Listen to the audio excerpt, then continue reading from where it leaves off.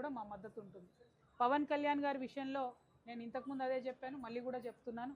రావచ్చు, పోవచ్చు, సినిమాలు తీసుకోవచ్చు, సినిమాలు రిలీజ్ చేసుకోవచ్చు. ఆ సినిమాలు మేము చూసి మీరు వేసే స్టెప్పులకు మేము కూడా చప్పట్లు కొట్టవచ్చు. మా నైజాములో అన్నిటికన్నా పెద్ద కలెక్షన్ వస్తుంది మీకు. అంటే బేసికలీ సినిమా ఇండస్ట్రీ బతికేదే మన తెలంగాణ ప్రజల ఓట్లతో.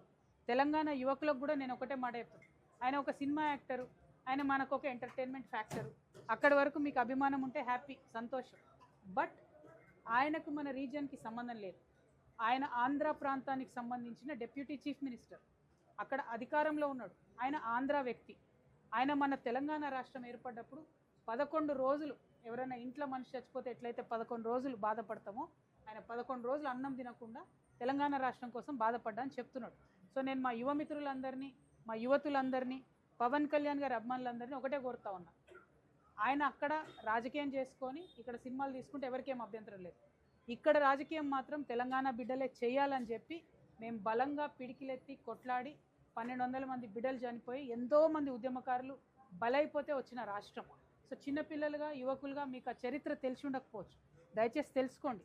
వాళ్ళు సినిమా యాక్టర్ల ముసుగులో వస్తారు, తర్వాత మన రాష్ట్రం మీద కబ్జా పెడతారు. అంతకుముందు కూడా అదే జరిగింది.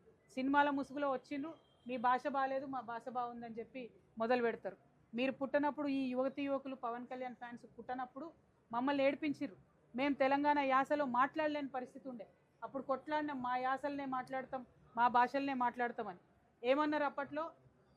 మాది నా నా నా ఊరు యాదగిరి, మా ఊరు భువనగిరి, నా పేరు యాదగిరి, నేను చేసేది దాదాగిరి అని చెప్పి తెలంగాణలో ఉన్న అన్ని ప్రాంతాలను అవమానించేటట్టుగా డైలాగులు ఉంటుండే ఒకప్పుడు సినిమాల్లో. కానీ తెలంగాణ ఉద్యమం తర్వాత సినిమా ఇండస్ట్రీ తెలంగాణ అటువంటి డైలెక్ట్ని హీరోలకు పెట్టడం ప్రారంభించింది. తెలంగాణ భాషలో మాట్లాడడం ఫ్యాషన్ అయింది. సో మా యూత్ అందరికి కూడా నేను అపీల్ చేస్తా ఉన్నా, he's an entertainment factor, enjoy his movies, see his dances, go to his movies.